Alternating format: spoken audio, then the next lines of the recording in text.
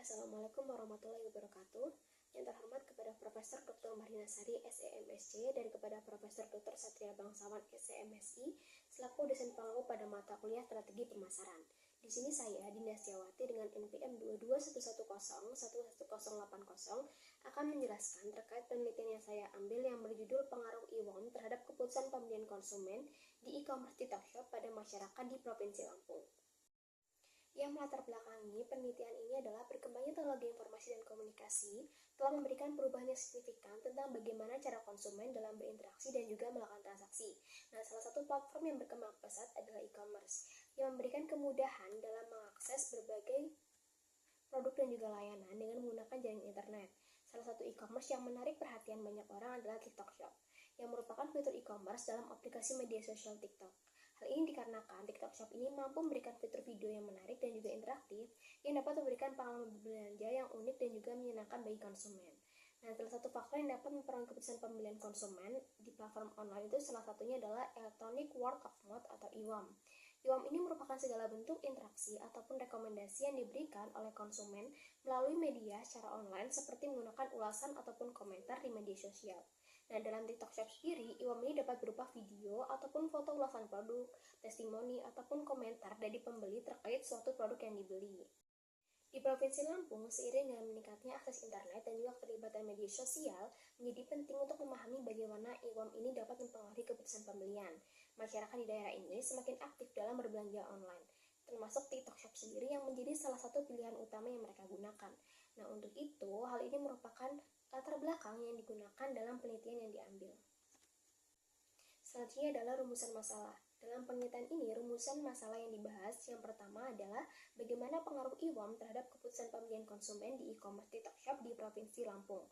Dan yang kedua, seberapa besar pengaruh IWOM terhadap kepercayaan dan minat beli konsumen di e-commerce TikTok Shop Provinsi Lampung.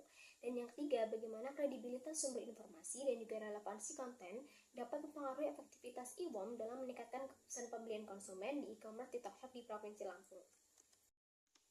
Penelitian ini memiliki tujuan yaitu berupaya untuk menyelidiki dampak IWOM terhadap pilihan pembelian konsumen di TikTok Shop dan juga untuk menentukan faktor-faktor yang meningkatkan efektivitas IWOM pada e-commerce TikTok Shop di Provinsi Lampung. Selanjutnya adalah tinjauan pustaka. IWOM atau Electronic Word of Mouth menurut Zhang dan Dong pada tahun 2011, Electronic Word of Mouth atau IWOM ini menjadi elemen penting dalam perdagangan sosial. Nah, IWOM ini mencakup berbagai bentuk komunikasi seperti pengalaman pribadi, evaluasi, diskusi, dan rekomendasi pengguna yang berkaitan dengan produk, layanan, ataupun merek perusahaan. Nah, semua informasi ini disampaikan oleh konsumen secara online melalui platform digital.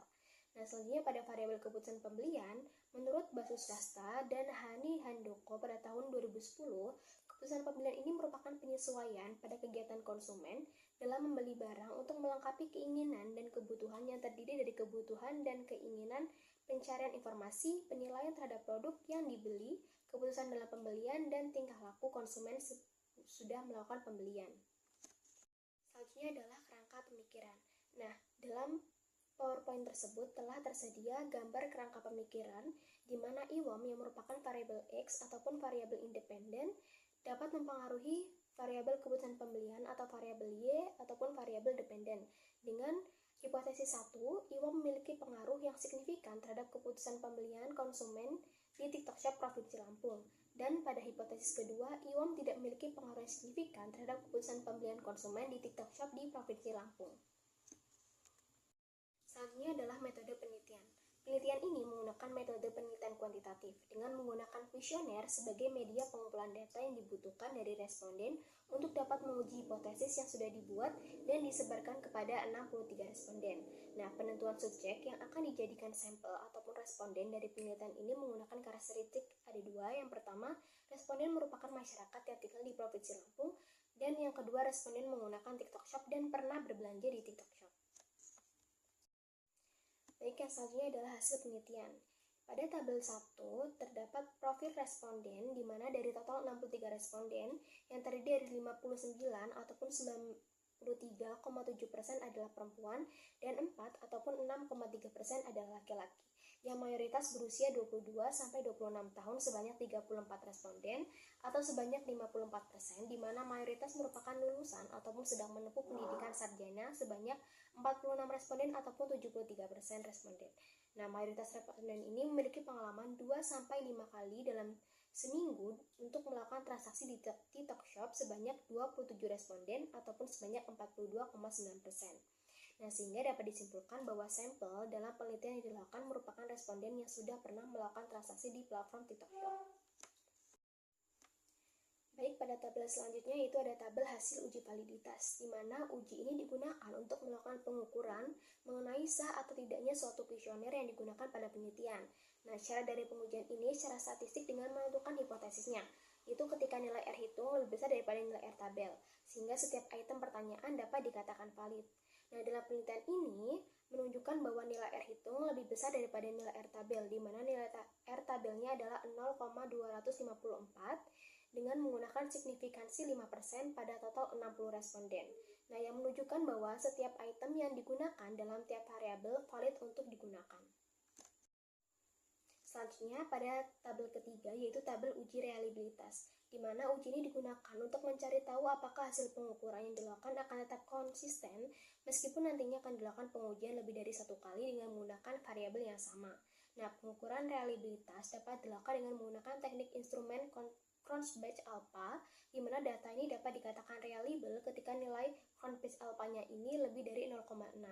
Nah, dalam penelitian ini memiliki nilai Cronbach alpha pada variabel IWOM sebesar 0,811 dan pada variabel keputusan pembelian yaitu sebesar 0,883, di mana kedua nilai tersebut lebih dari 0,6.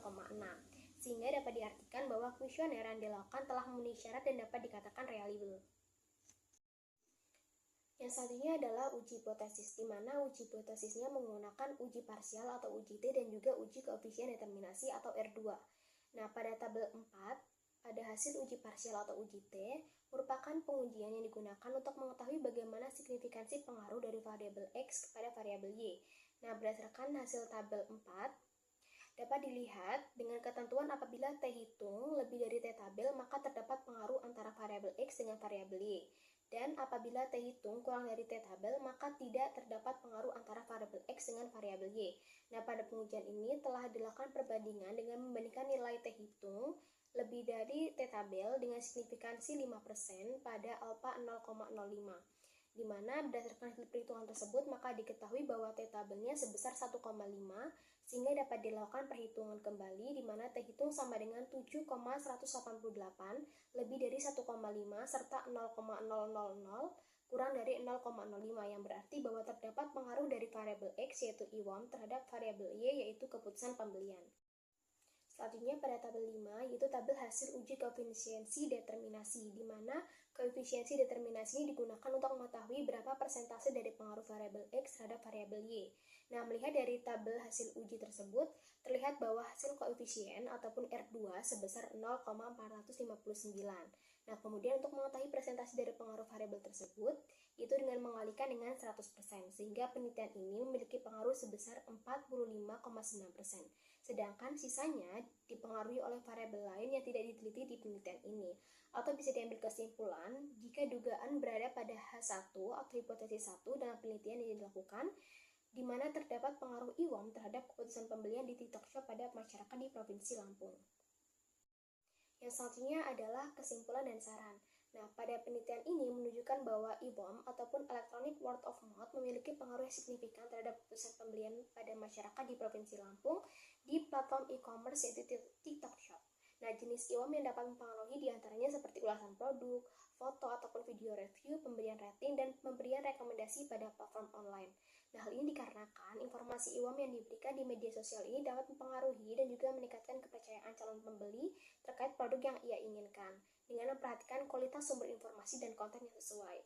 Nah, oleh karena itu, strategi pemasaran seperti IWOM pada platform belanja online di TikTok Shop ataupun platform lain harus lebih diperhatikan dan ditingkatkan lagi agar dapat meningkatkan penjualan suatu produk.